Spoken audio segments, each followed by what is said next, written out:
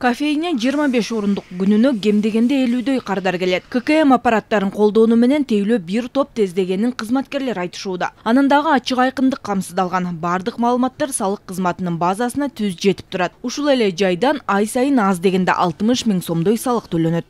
То, что мы пробили, сразу им в отчеты поступает. Азыр баары ачык айкын. Биз чекти чыгарганда эле маалыматтын баары салык кызматына барат. Эгер биз кандайдыр бир кызматты артка кайтарсак, ал маалымат дагы түшөт. Мурда мындай учурда салык кызматына барууга туура келчү. Азыр баары онлайн форматта ишке ашат.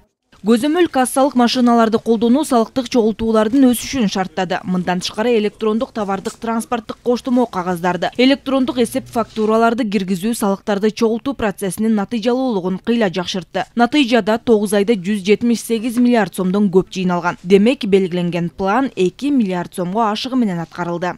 Салык 2022 жылдын ушул мезгилине салыштырмалуу 30,5 миллиард сомго көп чогулду. Чогулган каражаттардын түзүмүндө 132 миллиард 54 миллион сом салык жана төлөмдөргө, 46 миллиард 600 миллион сом камсыздандыруу төгүмдөрүнө тийиштүү.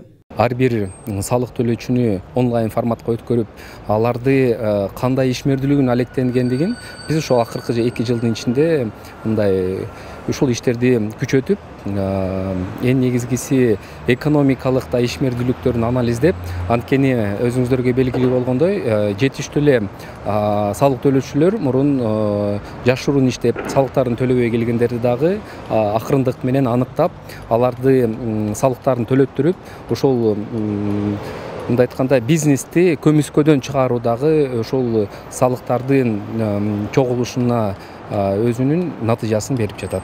Ачык салыктык башкаруунун маанилүү экендигин жогорку кеңештин жыйынында министрлер кабинетинин төрагасы Акылбек Жапаров дагы белгиледи. Айтымында буга чейин көмүскө экономикадан улам чоң көлөмдөгү киреше мамлекеттик бюджетке түшчү эмес. Бир эле мисал 10 жыл мурда эле кабыл алынган кыймылдуу жана кыймылсыз мүлктү алып сатуудан түшкөн пайда салыгы тууралуу кодекс иштебей келген. Демек казынага түшчү киреше сол чөнтөктөргө кетчү же жашыруун боюнча калган. Азыр болсо анын баары ачыкталууда. Эгерде бир жылдын ичинде машина алып кайра сатсаңыз, ошонун ортосунда пайда көргөнүңүздөн 10% төлөйсүз. Ал салык кодексинде турат да.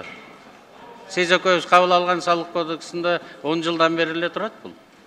Азыр просто система иштей баштады. Безналичный расчеттор кире баштады, көрүнө баштады да. Мурун машина алып сатып экен, азыр эми келинчеги дагы гражданский кодекс боюнча билип калып атат, аны биз да билип калып атабыз. Аран ошонун айырмасынан доходун төлөш керек бизге. Эгерде өзүнө сатып алса төлөбөйт, эгерде алып сатарлык кылса ошонун доходунан төлөйт.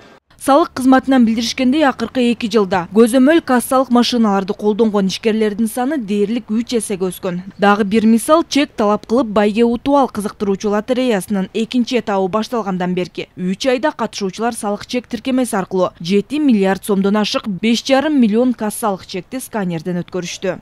Бактыгүл Султанбек кызы, Азамат Кыдыр Токтоев, Ала Тоо 24.